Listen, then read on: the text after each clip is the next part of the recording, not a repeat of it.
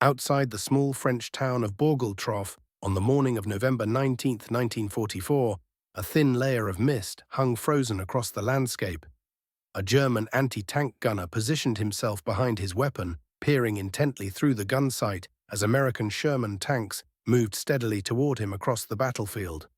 For 3 days straight, this gunner and his unit had been locked in combat with the same American tankers.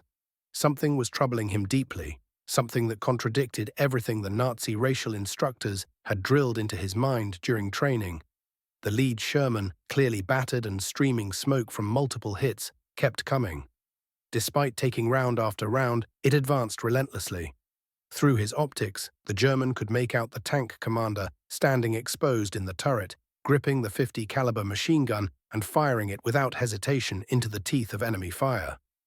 And the commander was unmistakably black. This was Staff Sergeant Reuben Rivers, though the German soldier wouldn't discover that name for decades to come, long after historians had examined this very moment. Rivers was fighting on despite catastrophic wounds, his leg slashed open to the bone. He'd refused morphine when the medics offered it. He'd refused evacuation, and as his own tank burned beneath him, he'd taken command of another Sherman and driven it straight into the teeth of German fire the very next morning. For 3 consecutive days, Rivers had continued the fight with a gangrenous wound that should have sent any other soldier screaming from the line. The German gunner watched those final moments before Rivers' tank erupted in flames. What he witnessed would stay with him for the rest of his life. Not because of the violence itself, but because it shattered something fundamental inside him. The ideology he'd been taught, that certain races were inferior, incapable of real courage, was crumbling before his eyes. The soldiers he'd been told were beneath contempt were showing courage that exceeded anything he'd witnessed in 5 years of war. The 761st Tank Battalion wasn't just another American unit entering the fight. Their arrival on the battlefield represented something far larger, a direct collision between 2 irreconcilable worldviews. Nazi racial ideology came face to face with its complete refutation out there in the mud and smoke. The battalion's motto was simple: come out fighting.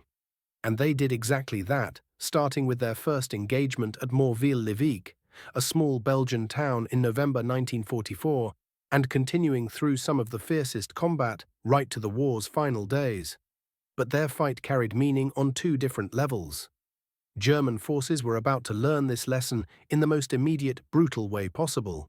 The German officers and soldiers preparing to face the 761st had been indoctrinated since childhood in doctrines of racial supremacy.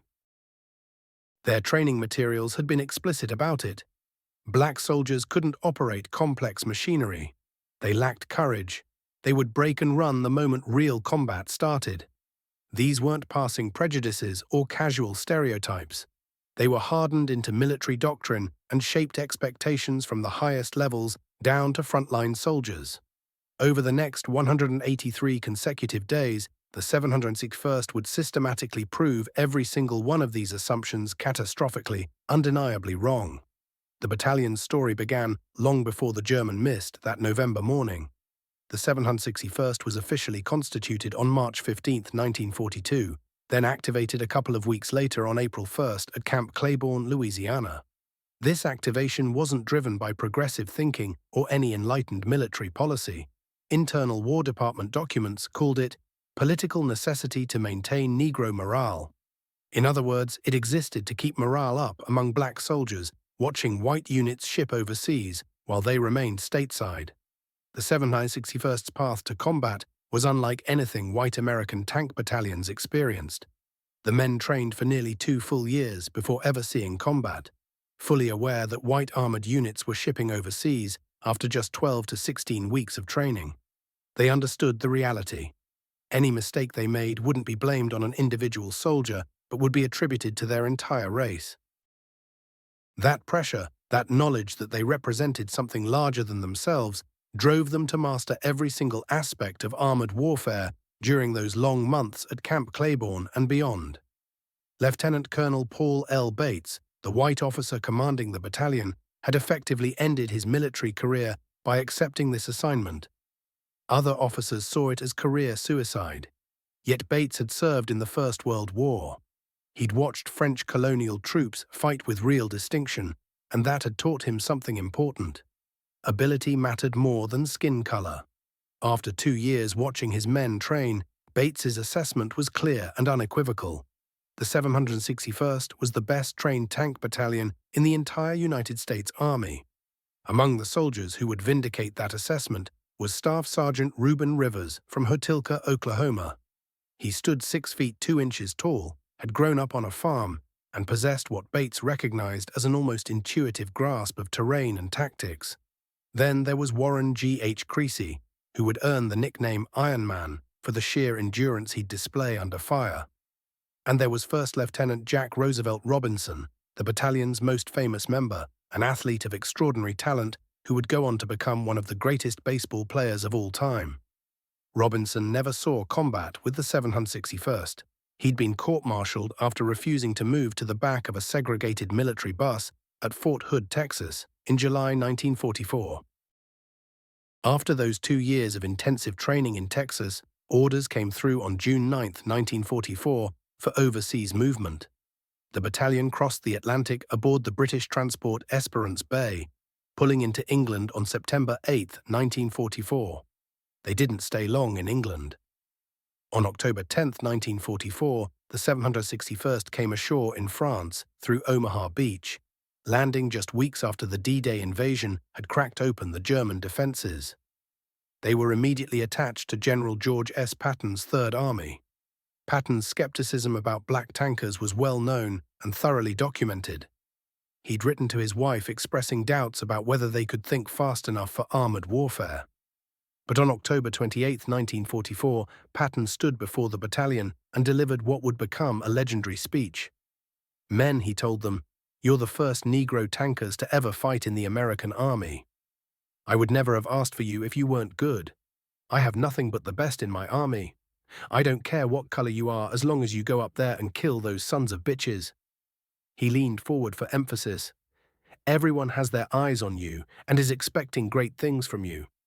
On November 7, 1944, the Black Panthers got their first real chance.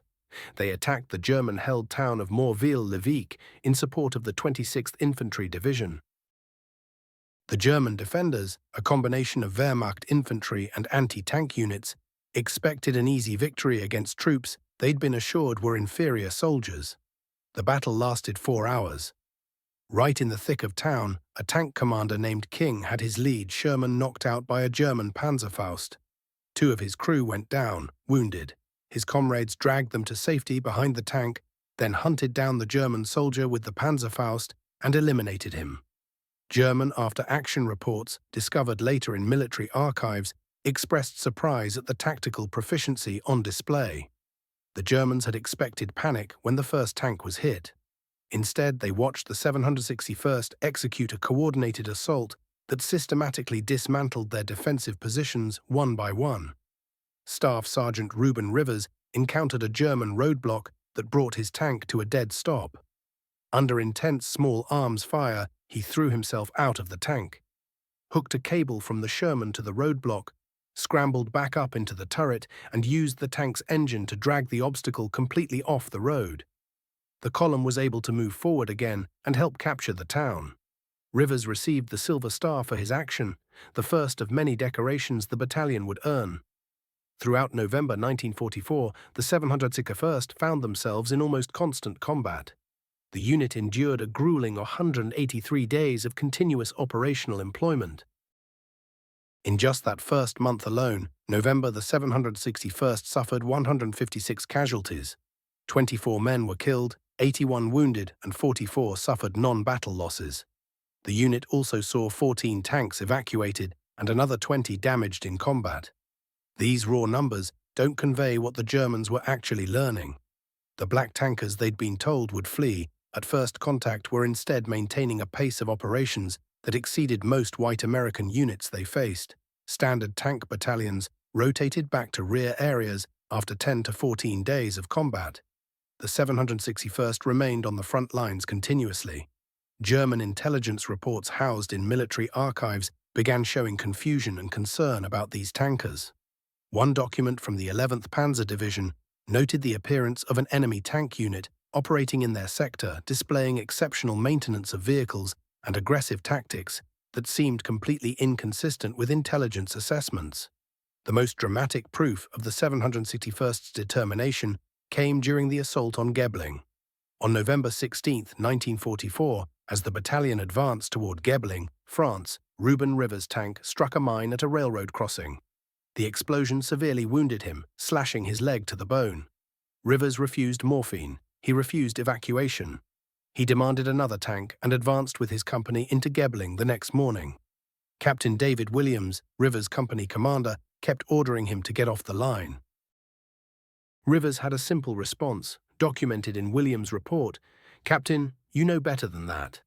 This is going to be tough. Another 2 days won't make any difference." A medic examining Rivers' grotesquely swollen and infected leg looked up in alarm. "Listen, he's got gangrene," the medic shouted. Williams barely had time to say Rivers' name before German guns opened up again, forcing the Americans to take whatever cover they could find. On November 19, 1944, it ended. At dawn, Company A's tanks advanced toward Bogletroff, their next objective. Enemy fire stopped them cold. Captain David J. Williams ordered his tanks to pull back and dig in. But Rivers radioed in. He'd spotted the German anti-tank positions. "I see him," he called out. "We'll fight him."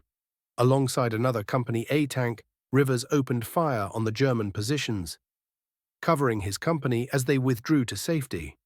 While engaging the Germans, Rivers' tank took a direct hit. The impact killed him and wounded the rest of his crew. Captain Williams immediately recommended Rivers for the Medal of Honor. It would take 52 years before that recommendation was finally acted upon. December 16, 1944, brought the Wehrmacht's last major offensive, Operation Watch on the Rhine, which Americans called the Battle of the Bulge. The 761st was attached to the 87th Infantry Division and thrown directly into the desperate fighting to stop the German breakthrough pushing through the Ardennes. The battalion faced some of Germany's best remaining units, including elements of the Führer-Begleit Brigade, an elite formation that had started as Hitler's personal bodyguard unit. The fighting around Tillet, Belgium, became particularly savage and unrelenting. The replacements arriving to fill the battalion's ranks were often raw and untrained, or even men rejected from other units as unsuitable. Despite receiving these inadequate reinforcements, the 761st kept fighting. The combat was brutal and costly. The Sherman tanks and infantry from the 87th Division had to fight for every yard of ground against bitter, determined resistance. The Germans fielded Tiger tanks with their devastating 88mm guns, capable of destroying Shermans from ranges where the American 75mm guns couldn't even penetrate the Tiger's armor. But the 761st adapted and compensated. They used their superior mobility to get around the heavier tanks, flanked them, and relied on their mechanical reliability to keep more vehicles operational than the Germans could manage. One tanker, Sergeant Frank C. Cochran, shouted into the radio amid the chaos of battle, "They've hit me 3 times, but I'm still giving them hell." By January 9, 1945, Tillet was in American hands. The 761st had played a crucial role in stopping the German offensive, though the cost had been steep and terrible. February and March 1945 brought the assault on the Siegfried Line, Germany's last major fortification system. The 761st was attached to the 103rd Infantry Division for this operation. Within days, the Siegfried Line was broken through and German troops began coming forward to surrender in growing numbers. By March 23rd, the Black Panthers had destroyed hundreds of enemy vehicles and heavy weapons, inflicted 4,000 casualties, and captured nearly as many prisoners. The nature of the combat had changed by this point. They were now on German soil, facing increasingly desperate resistance from Wehrmacht and Volkssturm units defending their own homeland. Yet German soldiers were also beginning to surrender in larger numbers, particularly when they realized who was capturing them. The black tankers they'd heard about through their own military communications and propaganda. Prisoners were gripped by terror at the prospect of being captured by black soldiers. Nazi propaganda had convinced them they could expect nothing but brutality and death. Because of this fear, African-American tankers learned not to expose themselves too obviously in their tank hatches until the Germans came closer. If surrendering Germans caught sight of black faces, They'd panic and bolt in terror, creating dangerous situations. But the fear built on Nazi lies proved utterly baseless. The 761st treated prisoners according to Geneva Convention protocols. They often shared their own rations with captured Germans. As the 761st pushed deeper into Germany proper in March 1945, they encountered evidence of the true nature of the regime they were destroying. German civilians, conditioned by years of racial propaganda and indoctrination, were terrified of the black soldiers. Many fled rather than remain in areas occupied by the 761st, but the battalion maintained strict military discipline throughout their occupation duties. The racial hatred that Nazi propaganda had hammered into German consciousness never translated into revenge. As American forces swept through German territory, the soldiers of the 761st showed a discipline that stunned the very civilians who had been taught to fear them as savage inferiors. There was no looting, no brutal reprisals, no attacks born from fury. The professionalism on display left German civilians bewildered. They had been conditioned to expect monsters, but instead encountered soldiers who maintained their humanity in victory. The tank battles intensified as the 761st drove deeper into German heartland. Panthers and Tigers emerged from fortified positions. SS units, desperate and cornered, fought with the ferocity of men who knew their world was collapsing. Among the crews earning recognition during this brutal phase was Warren G.H. Cressy, whose iron constitution and fearlessness had already earned him the nickname Iron Man. At night, Cressy would climb down from his tank carrying nothing but an M1 Garand rifle, moving through darkness on foot to scout enemy positions ahead. These personal reconnaissance missions were extraordinarily dangerous, yet he volunteered repeatedly. The moment that would define the entire battalion's legacy came in early May 1945. Days before, on May 2nd, the tankers had rolled up to the gates of Gunskirchen concentration camp, nestled in the Austrian countryside. What greeted them defied comprehension. 15,000 Hungarian Jews, skeletal and barely alive, filled the camp in various states of collapse. The SS had abandoned the place days earlier, leaving the prisoners to perish from starvation and disease. Technician 5th grade Johnny Stevens stood among the first soldiers to enter. The images never left him. Here were people who looked like skeletons, he would recall, trying to smile, trying to wave. Some of them were crying. The tankers responded with everything they possessed. Rations disappeared into hungry hands. Chocolate bars, water, bandages, blankets, whatever could ease suffering was given freely. The moment carried a weight no one could ignore. The very people Nazi ideology had branded as racial inferiors were now saving those who had been targeted for genocide. One 17-year-old girl, Sonia Schreiber-Weitz, would carry the memory of her liberation forward. She later captured the moment in verse, remembering the soldier who freed her from death's door. A black GI stood by the door, she wrote. I never saw a black before. He'll set me free before I die, I thought. He must be the Messiah. By late April, the 761st had pushed so far east that they encountered Soviet forces. The meeting point was Steyr, Austria. Though accounts vary on the exact date, some records suggest late April, others May. Leonard Smith, a tanker, found himself face to face with a stocky Russian woman who operated her own tank. She burst toward him shouting, "America, America, America," and wrapped him in an embrace so tight he could barely draw breath. The Soviet crews, including their female tank operators, greeted the black American soldiers with respect and recognition. To them, color meant nothing. What mattered was that these men had survived the meat grinder of war against a common enemy. The 761st's combat record stands as testament to their capabilities. 183 consecutive days of combat stretched from November 7, 1944 through May 6, 1945. They had traversed 6 nations: France, Belgium, Luxembourg, Netherlands, Germany, and Austria. 4 major campaigns bore their imprint: Northern France, the Rhineland, the Ardennes, and Alsace, concluding with Central Europe operations. Their impact on the enemy was devastating. Approximately 4,000 German casualties fell to their guns. Hundreds of German vehicles lay destroyed or captured. 31 pillboxes, 49 machine gun nests, and 29 anti-tank guns were systematically eliminated. The cost to the 761st was severe. They suffered nearly a 50% casualty rate. Starting strength had been 36 officers, of whom 30 were black and 6 were white, plus 676 enlisted men. The battalion lost 71 tanks in total. The awards came slowly at first, then all at once decades later.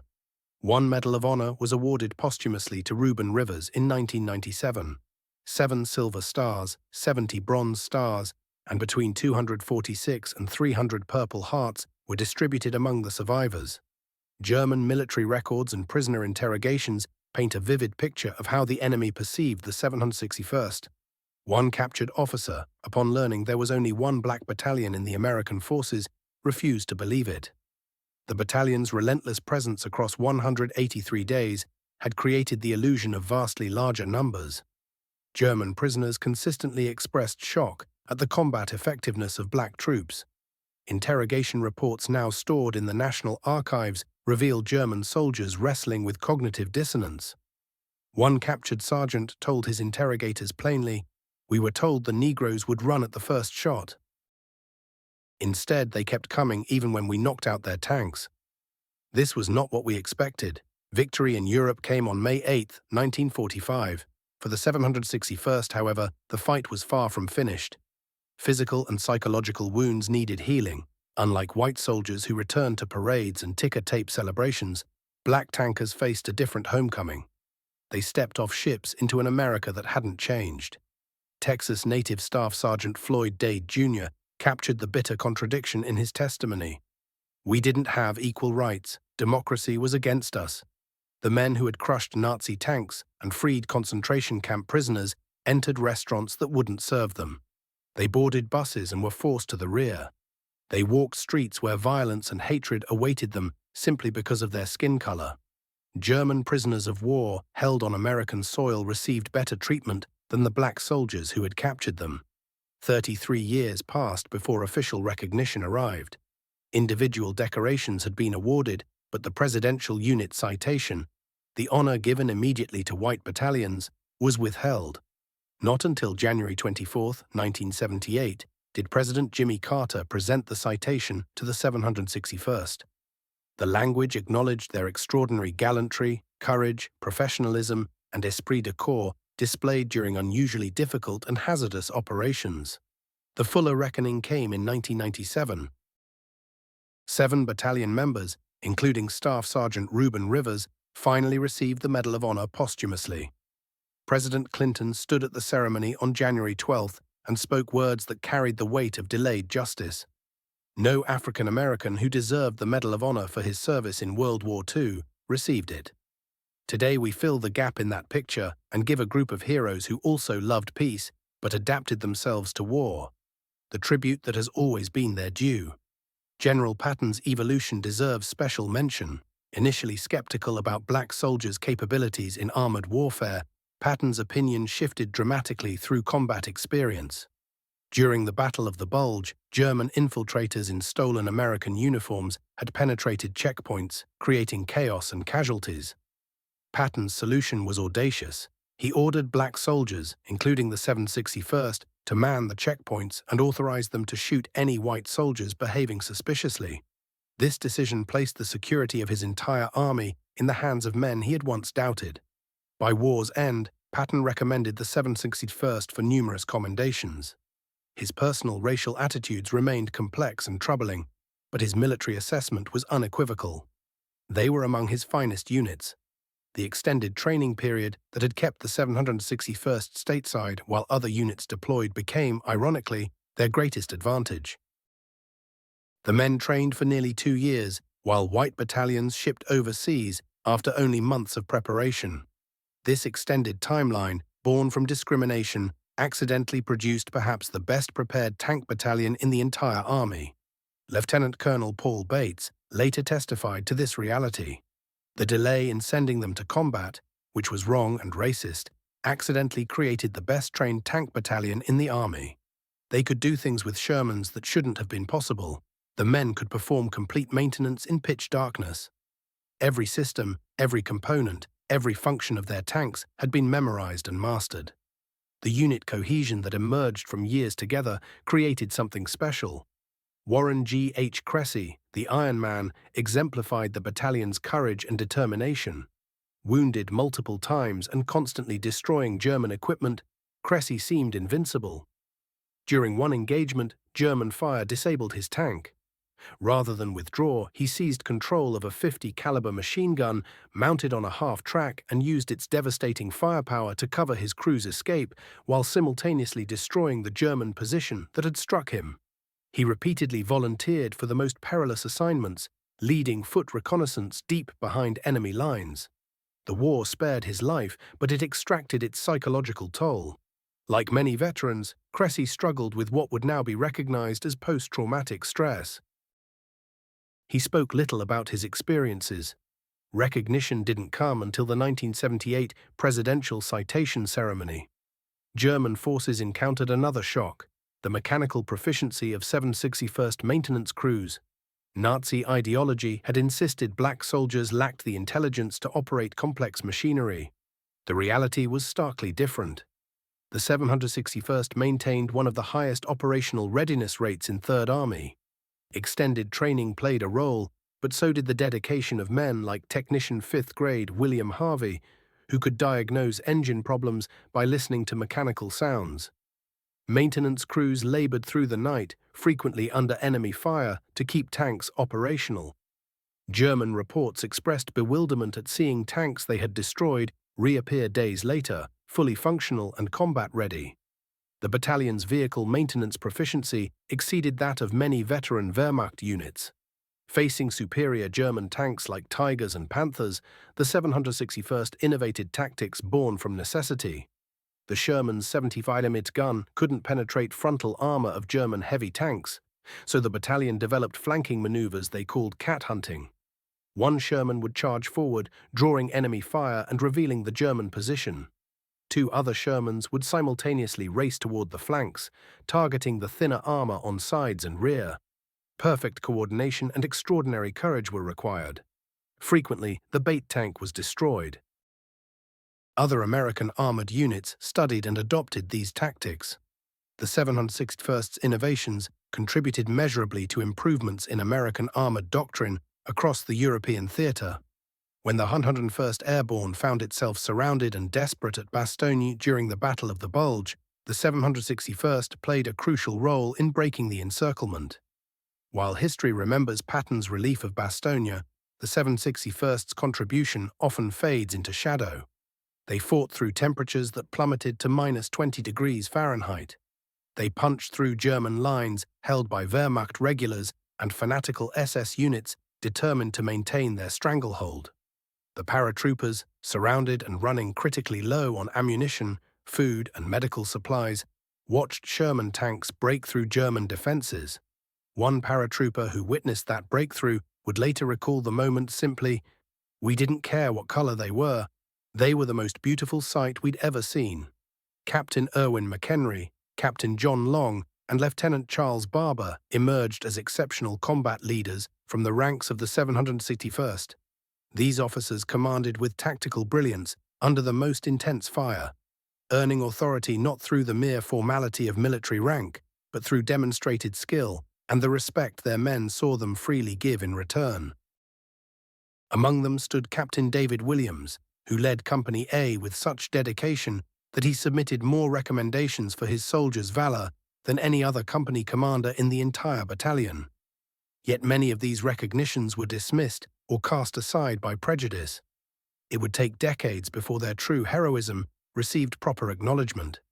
The 761st's combat effectiveness grew partly from their remarkable coordination with the infantry units fighting alongside them. White infantrymen initially harbored doubts about these black tankers, but that skepticism vanished quickly once they witnessed what these men could actually accomplish in battle. At Klimbach in France, infantry soldiers specifically asked for 761st support after watching them break through enemy positions in earlier fights.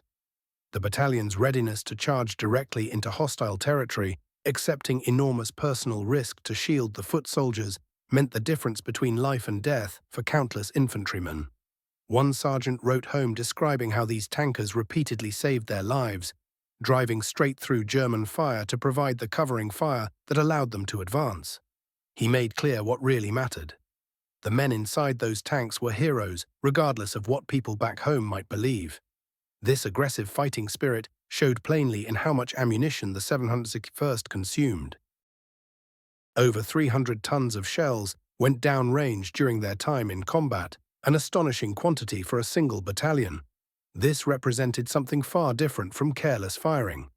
German military reports consistently noted the precision and effectiveness of American tank fire precisely where the 761st operated.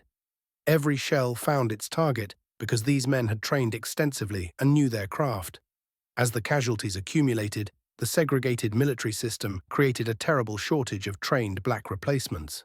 Many soldiers assigned to the 761st arrived either completely green or transferred from other units because they weren't wanted elsewhere. With no fresh, experienced crews to rotate men out for even brief rest, exhausted soldiers remained in the fight.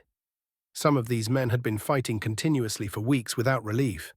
Their extraordinary bravery carried a cost that would have broken many fighting forces, but it also produced the heavy casualties that marked their service. The 761st's combat record created unexpected problems for Nazi propaganda efforts. Men who actually fought against these tankers found themselves unable to square their battlefield experience with what Berlin's racial ideology insisted was true.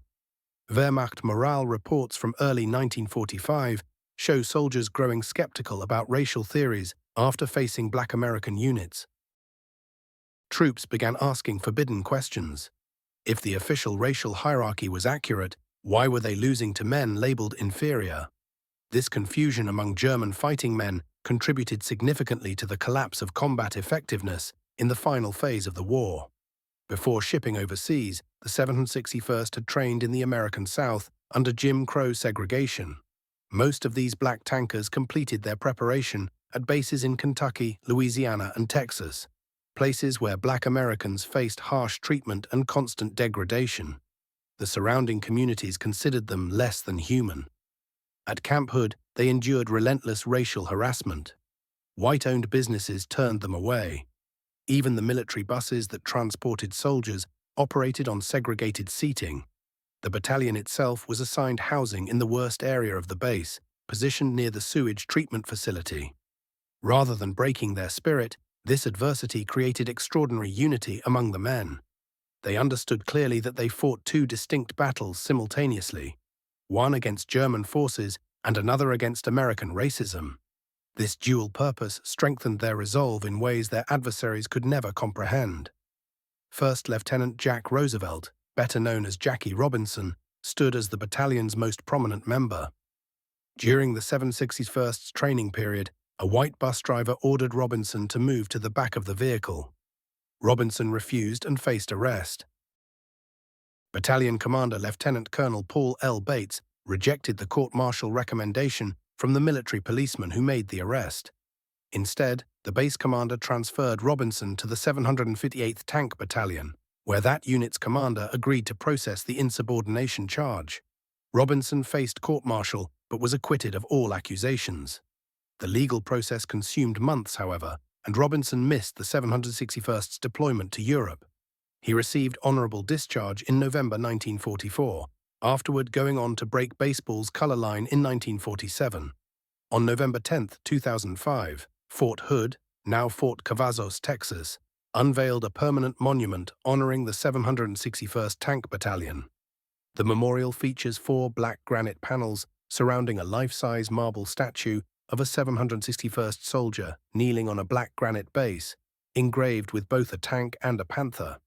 Surviving veterans, their families, and military leaders gathered to witness the dedication.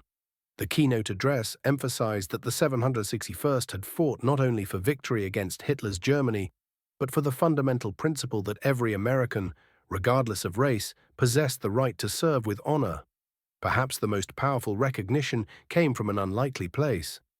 During the 1990s, American military researchers interviewing former Wehrmacht veterans discovered consistent references to specific American tank units renowned for particularly fierce and skillful fighting.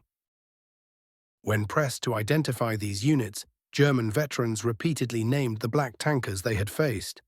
These were former enemies with no reason to praise their opponents, yet they consistently ranked the 761st among the finest armored units they had encountered.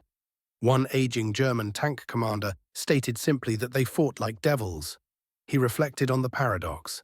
Men treated as inferior by their own nation fought harder for it than he could have imagined. Perhaps, he suggested, having something to prove made all the difference. The 761st Service exacted a severe human toll.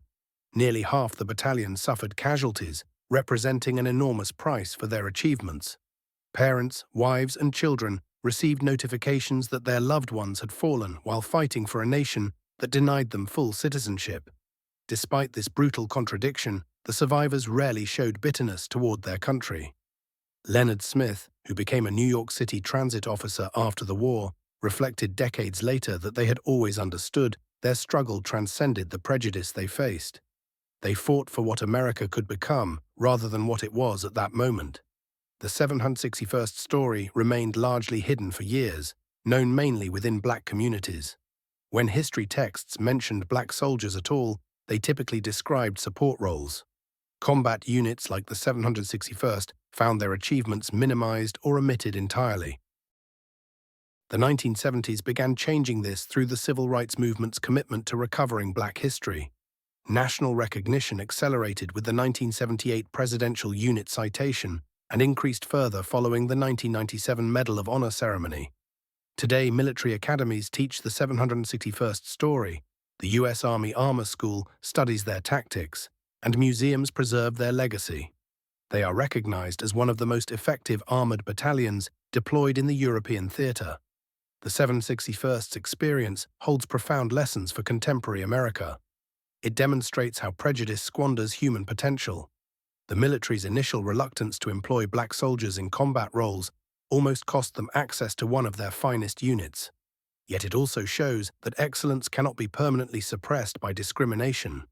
Facing racial rejection from their own nation and lethal hatred from their enemies, the 761st achieved remarkable things through skill, courage, and sheer determination. Their accomplishments raise uncomfortable questions about our current assumptions. If Nazi Germany, one of history's most militarily sophisticated nations, was so catastrophically mistaken about racial capabilities, what beliefs do we hold today that might prove equally unfounded? The 761st's combat record became crucial evidence supporting military integration.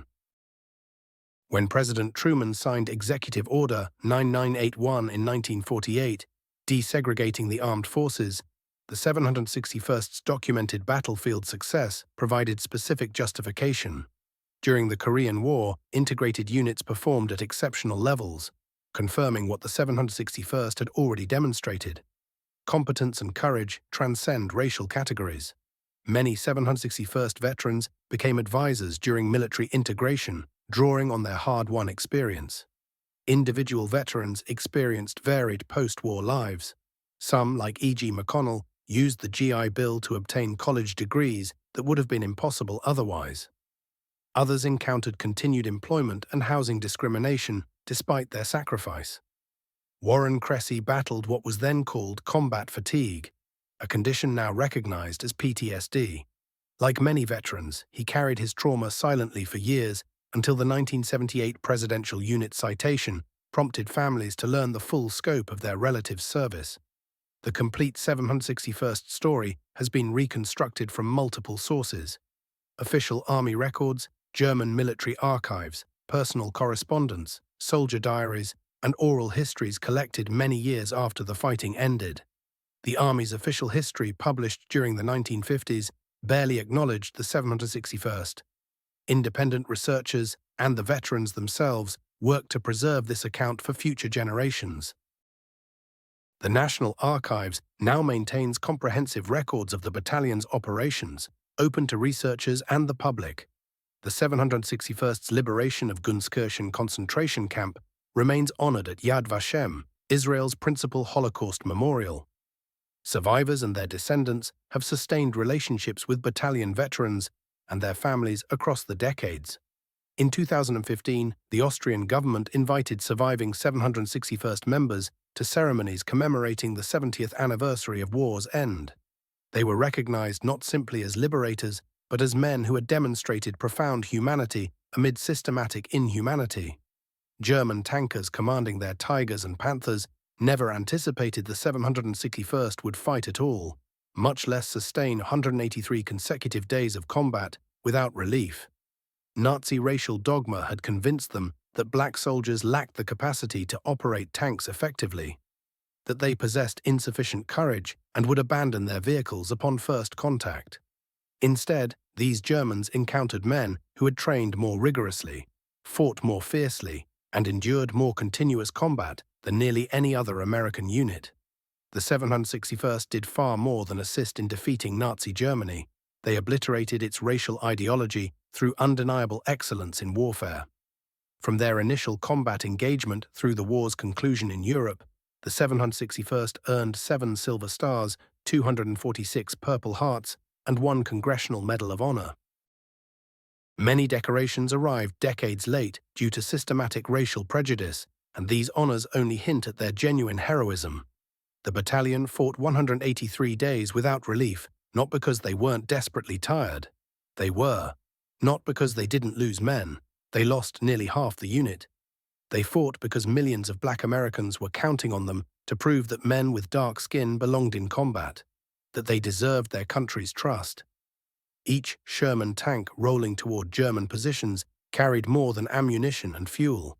It transported representation, the burden of proof, and the resolve to demonstrate that courage and skill transcend skin color. Every German bunker they destroyed struck blows against the prejudices of both nations, their enemy and their own. German forces learned a lesson that destroyed everything they had been taught. The soldiers they had been assured were subhuman displayed extraordinary humanity. Men marked as inferior demonstrated superior valor. Troops supposedly incapable of managing complicated machinery became masters of armored warfare at the highest levels of competence. The 761st Tank Battalion's greatest triumph was not measured in captured towns or destroyed enemy vehicles. Their true victory lay in proving definitively, under the most extreme imaginable circumstances, that excellence flows from training, determination, and character rather than from race. The Black Panthers entered battle ready and fierce.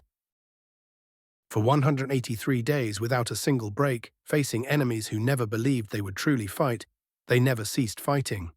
Their legacy endures not merely in military histories, but in the ongoing pursuit of equality and the recognition that their sacrifice accelerated. The German Tigers had anticipated easy targets. They discovered instead the Black Panthers and learned that everything they believed about race and conflict was fundamentally false.